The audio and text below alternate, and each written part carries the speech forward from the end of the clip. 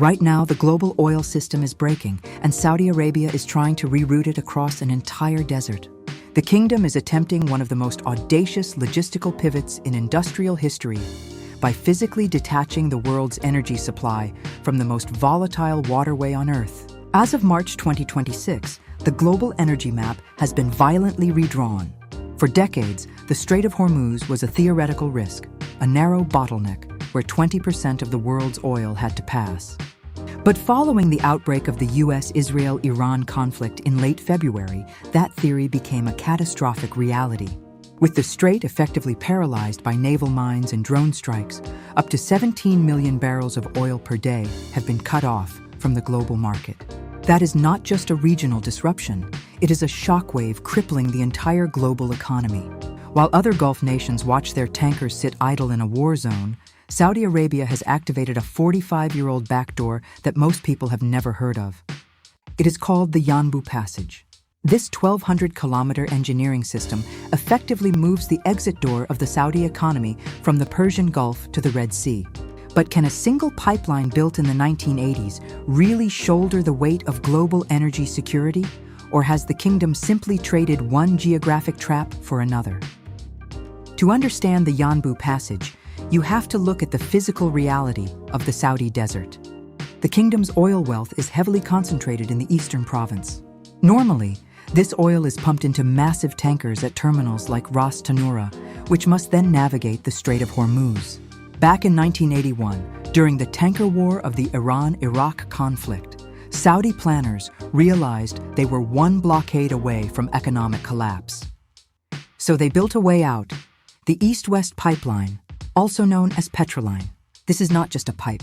It is a high-pressure industrial artery stretching across the entire breadth of the Arabian Peninsula. The system consists of twin lines buried deep beneath the shifting sands of the desert and carved through the rugged Hijaz Mountains.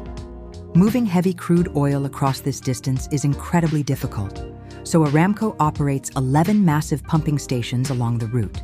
These industrial fortresses use powerful turbines to push millions of barrels across extreme terrain, all while managing thermal expansion in the blistering desert heat. For years, this system operated quietly in the background. But in March 2026, everything changed. Aramco has now ramped the Petroline to its absolute mechanical limit of 7 million barrels per day. This is a volume of oil so massive it could fill over 4,000 Olympic-sized swimming pools every single day. The destination for all this crude is the port city of Yanbu, which has transformed overnight into a global energy superhub. In February, Yanbu loaded around 1.4 million barrels per day. By mid-March, that number surged past 2.5 million, with projections pushing toward 3.8 million. But there is a hidden constraint, the port pipeline gap. While the pipeline can move 7 million barrels, Yanbu cannot export all of it. After accounting for domestic refining and energy demand, the actual export capacity is closer to 4.5 million barrels per day. To handle this massive bottleneck, Yanbu has effectively turned into a floating city. Satellite imagery shows dozens of very large crude carriers anchored offshore. These skyscrapers of the sea carry around 2 million barrels of crude each. Coordinating this in a high-risk environment is one of the most complex logistical operations happening anywhere in the world right now.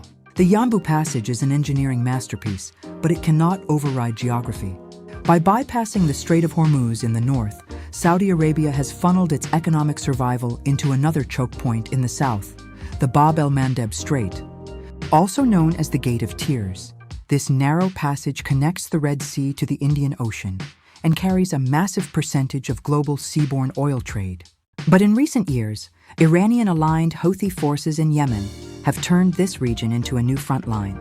Even without a full blockade, the threat of drone and missile attacks has forced major shipping companies to reroute vessels. Instead of passing through the Red Sea, ships are going around Africa. This adds up to 15 days to the journey, driving up fuel costs, insurance premiums, and delays across global supply chains. Furthermore, the massive tankers leaving Yanbu are too large to pass through the Suez Canal when fully loaded, meaning they must go south through the dangerous Bab el-Mandeb Strait. The risk did not disappear, it just moved.